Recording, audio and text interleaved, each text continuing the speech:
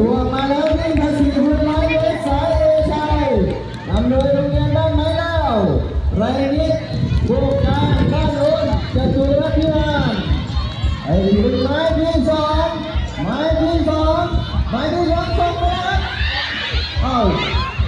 ลงเล็กไม้เล่าไม้เล่าไม้เล่าไรนิดไม้เล่าไรนิดบ้านเล็กเตะขึ้นมาบ้านเล็กเตะขึ้นมาเตะงานเตะบุกตอนนี้หมายที่สามหมายที่สามหมายที่สามส่งไปแล้วหมายที่สามนำไปแล้วโรงเรียนประชาชนแซงเลยเนี่ยเอาแล้วเริ่มแล้วลูกได้อ่ะลูกได้กินแล้วลูกได้เลี้ยมกินแล้วเลี้ยมกินแล้วเลี้ยมกินแล้วเอาป่ะน่ะเอา